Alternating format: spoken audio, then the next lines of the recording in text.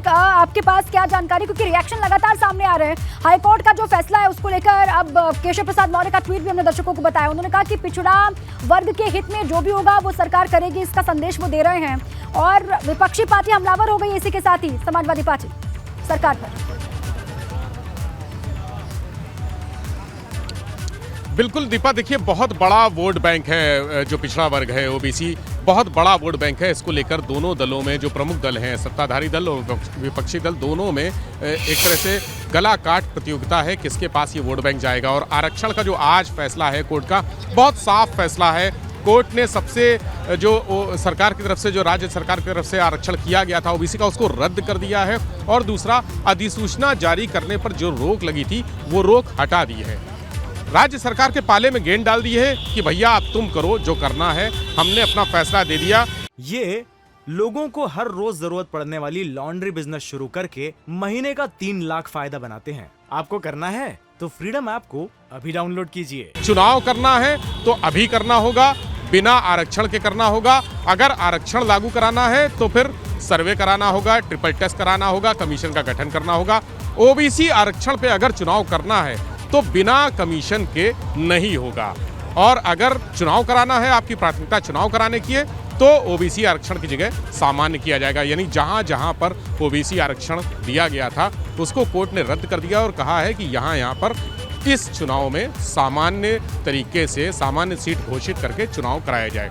राज्य सरकार के पाले में गेंद है, सरकार क्या चाहती है। जिस तरह से ट्वीट पर वार हो रहे हैं, लगातार समाजवादी पार्टी और भारतीय जनता पार्टी के नेताओं के बीच में बहस हो रही है, उससे समाजवादी पार्टी का कहना यह है कि ओबीसी आरक्षण गलत तरीके से पेश किया गया था और सरकार फायदा उठा रही है। ये भी कह रही है कि जितने पिछड़ी जाति वाले हैं वो समझो भाजपा की नीतियों को, साजिशों को समझो कि वो तुम्हारे साथ क्या कर रहे हैं। केशव देव मौर्य का कहना है कि पूरी तरह से तैयार है सरकार, पूरी तरह से, और पहले भी तैयार थी। सरकार ने जिस तरह से ओबीसी आरक्षण लागू किया था, सरकार की तैयारियां पूरी थी। एक इशारा हाईकोर्ट की तरफ से चाहिए था और वो चुनाव के लिए अधिसूचना जारी करनी थी और तारीखें जारी ऐलान करना था। अब सरकार के पाले में है कि सरकार क्या करती है। अगर सरकार को ओबीसी आरक्षण के बगैर चुनाव कराना है तो आज शाम से ही तारीखें घोषित कर सकती है कि बिना ओबीसी आरक्षण के सामान्य सीटें घोषित करके चुनाव कराना है तो आज शाम को तारीख आ सकती है, अधिसूचना जारी हो सकती है। लेकिन अगर सरकार को कमीशन का गठन करना है तो लंबी प्रक्रिया लगेगी। ये भी एक तीसरा पॉइंट ये भी है कि सरकार हाई कोर्ट के आदेश के विरुद्ध इस आदेश को सुप्रीम कोर्ट में चैलेंज कर सकती है। ये चैलेंज करेगी, जैसे कि अपना दल के जो नेता हैं उन्होंने कहा, आशीष पटेल ने, कि हम सुप्रीम कोर्ट में चैलेंज करेंगे।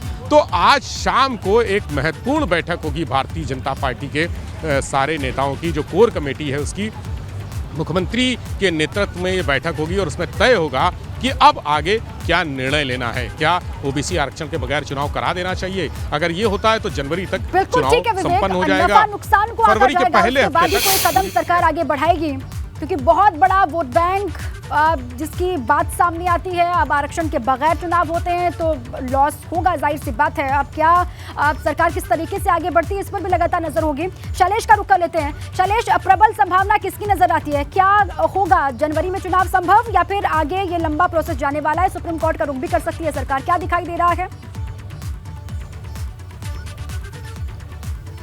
दीपा, निश्चित रूप से इसकी जो एनालिसिस है उस पर भी हम बात करेंगे, लेकिन सबसे पहले हम बात करेंगे लखनऊ की महापौर संयुक्ता भाटिया जी से। हमारे साथ मौजूद है, निकाय चुनाव का मामला है, लखनऊ की महापौर है, उन्हीं से बातचीत करते हैं। सबसे पहले वो इस पूरे फैसले को, इस पूरे मामले को किस तरह से देखती हैं।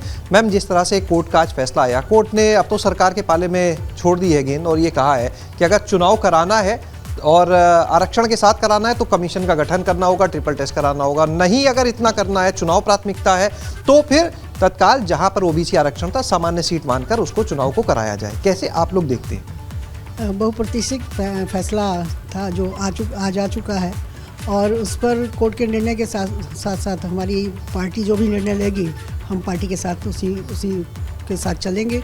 और क्योंकि पार्टी सबका साथ सबका विकास लेकर चल रही है और सबका सबको साथ लेके चलने का काम कर रही है। और पार्टी जो भी करेगी, जो भी निर्णय करेगी, बहुत अच्छा निर्णय करेगी, सबके हित में करेगी। पार्टी के साथ, चूँकि हम भारतीय जनता पार्टी से जुड़े हैं और पार्टी के साथ हैं, जो पार्टी निर्णय लेगी उस पर हम काम करेंगे। आप सबका साथ सबका विकास की बात कर रहे हैं जो पार्टी की लाइन है, लेकिन समाजवादी पार्टी अब ये आरोप लगा रही है आप लोग के ऊपर कि भाजपा जो है वो पिछड़ा विरोधी दल है, इसी वजह से उसने ऐसी परिस्थितियां कहीं ना कहीं पैदा कर दी कि हालात आ जाए, ओबीसी के आरक्षण ना लग पाए। इस तरह के आरोप आप लोग पे लग रहे हैं। नहीं, आरोप लगाना उनका काम है, वो गलत आरोप लगाते हैं, क्योंकि विपक्ष है, विपक्ष का काम ही है आरोप लगाना। और हम भारतीय जनता पार्टी ने हमेशा सबकी चिंता की है, सबका साथ सबका विकास किया। परिस्थितियाँ जो भी पैदा हुई हैं वो भारतीय जनता पार्टी की वजह से नहीं हुई हैं। वो परिस्थितियाँ तो ये उनका काम है कहना, वो कहते रहेंगे। और भारतीय जनता पार्टी सबको लेकर चलती है और चलती रहेगी।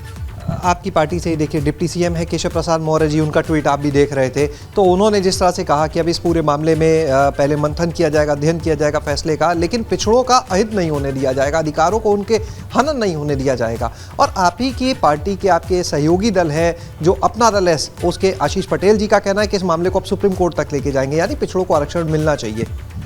पार्टी जो निर्णय करेगी हम उसके पार्टी के साथ रहेंगे।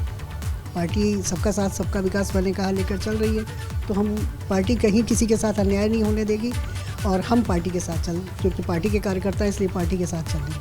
अच्छा, भाजपा ये कह रही थी कि इस मामले को कोर्ट तक ले जाने के पीछे बड़ी भूमिका सपा की रही, यानी एक तरफ तो आपकी पार्टी कहती है सपा इस मामले को कोर्ट तक ले गई इसलिए पूरा मामला फंस गया चुनाव का, और दूसरी तरफ सपा कह रही है कि भाजपा पिछड़ा विरोधी है।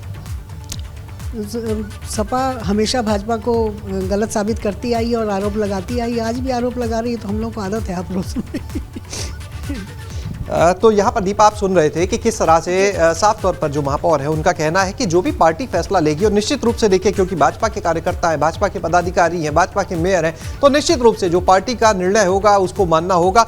लेकिन जहाँ तक आप अभी एनालिसिस की बात कर रहे थे कि किस तरह से आगे के जो आसार दिख रहे हैं, तो देखिए जो कोर्ट ने कहा वो ये कहा कि अगर आपकी प्राथमिकता चुनाव कराने की है तो आप बिना ओबीसी आरक्षण के चुनाव करा सकते हैं। लेकिन जिस तरह से इसके आदेश आने के तत्काल बाद से जो प्रतिक्रियाएं आई हैं, जिस तरह से डिप्टी सीएम केशव प्रसाद मौर्य जी की आप प्रतिक्रिया देखिए ट्वीट पर, उन्होंने कहा हम फैसले का अध्ययन करेंगे और पिछड़ों के अधिकारों का हनन नहीं होने दिया जाएगा, यानी रुख कहीं ना कहीं पता चलता है उन शब्दों में जो ट्वीट किए गए हैं। दूसरी तरफ पार्टी के ही सहयोगी दल है अपना दल है, उसमें आशीष पटेल सरकार में कैबिनेट मंत्री भी हैं, तो उनका जो बातचीत हुई फोन पर, उन्होंने भी साफ कहा कि इस मामले को उच्चतम न्यायालय लेकर जाएंगे। दूसरी तरफ आप देखिए समाजवादी पार्टी जो है वो भी ये आरोप लगा रही है कि भाजपा पिछड़ा विरोधी है, और समाजवादी पार्टी की अगर वोट बैंक की बात करें तो जब यादवों की बात होती है, बाकी तो ओबीसी बड़ा वर्ग आता है, तो अगर सारी सीटें सामान्य होंगी तो कहीं ना कहीं वो चलता रहेगा। परिस्थितियां ऐसी बन गई है। ये लोगों को हर रोज जरूरत पड़ने वाली लॉन्ड्री बिजनेस शुरू करके महीने का 3 लाख फायदा बनाते हैं। आपको करना है तो फ्रीडम ऐप को अभी डाउनलोड कीजिए।